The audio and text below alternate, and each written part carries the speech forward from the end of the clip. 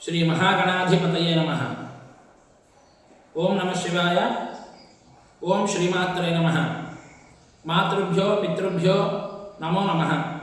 अंदरिकी नमस्कारं। माचे नूतనంగా ప్రారంభించబడిన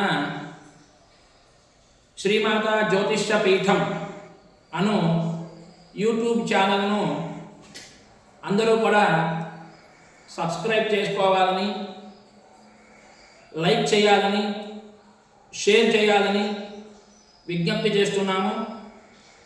అట్లాగే ఆ యొక్క యూట్యూబ్ ఛానల్లో మేము పెట్టబోయేటువంటి పోస్టులను చూసి మీ సలహాలను, సూచనలను, మీ అభిప్రాయాలను కామెంట్ ద్వారా మాకు తెలియపరచాలని విజ్ఞప్తి చేస్తున్నాము. ఈ సంవత్సరం 29వ తారీఖు శనివారము శని అమావాస్య, శని భగవానుడి యొక్క నక్షత్రము ఉత్తరాభాద్ర నక్షత్రం రావడం జరిగింది. ఆ యొక్క శని అమావాస్య పర్వదినాన్ని పురస్కరించుకొని ఈ సంవత్సరం చివరి రోజు, క్రోధినామ సంవత్సరం చివరి రోజు, క్రోధినామ సంవత్సరం చివరి అమావాస్య శనివారము, శని భగవానుడి నక్షత్రము అయినటువంటి ఉత్తరాభాద్ర నక్షత్రము రోజు నవలూరు గోలివారితోట శివాలయం నందు మాచే భక్తులతో శని భగవానుడికి తైలాభిషేకము, అర్చన, శని భగవానుడికి ప్రీతికరమైనటువంటి ఇష్టమైనటువంటి జమ్మి సమిధలతో, జమ్మి పుల్లలతోటి శని భగవానుడికి పాశుపత హోమము, అలాగే కాలభైరవ హోమము జరిపించబడుతున్నాము. భక్తులు ఈ యొక్క కార్యక్రమంలో పాల్గొనడం వలన కలిగేటువంటి ఫలితము విద్యా, ఉద్యోగ, ఆరోగ్య, వివాహము విషయముల యందు ఆటంకాలు తొలగుట,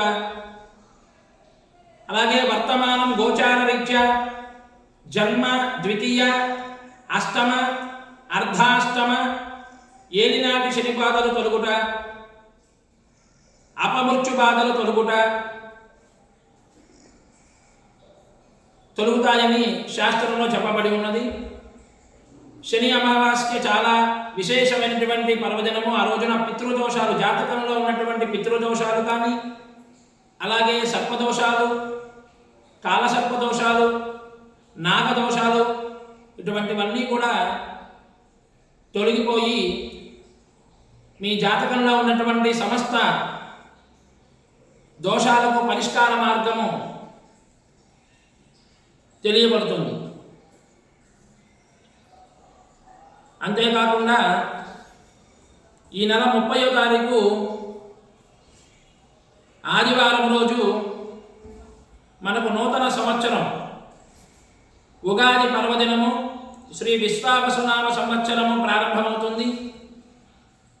ఈ యొక్క విశ్వావసునామ సంవత్సరం ప్రారంభంతోనే మనకు కాలసర్ప దోషముతో ప్రారంభమవుతున్నది.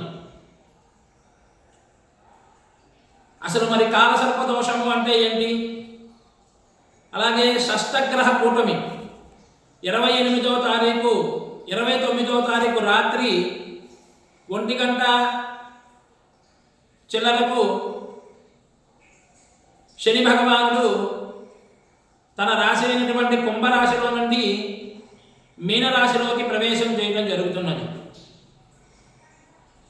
ఇప్పటికే అక్కడ సూర్య భగవానుడు, బుధుడు, శుక్రుడు, రాహువు, ఈ గ్రహాలన్నీ కూడా ఉన్నాయి. ఇప్పుడు శని భగవానుడు కూడా ఆ యొక్క మీనరాశిలోకి ప్రవేశించబోతున్నాడు. మరి శనివారం రోజు రాత్రిపూటే మరి ఆ యొక్క చంద్రుడు కూడా ఉత్తరాభాద్ర నక్షత్రంలో మీనరాశిలోకి ప్రవేశించడం జరుగుతున్నది. ఆ మీనరాశిలోనే మొత్తం షష్టగ్రహ కూటమి ఏర్పడటం జరుగుతున్నది. కావున ఈ యొక్క షష్టగ్రహ కూటమి ప్రభావితం ఏ ఏ రాశుల వారికి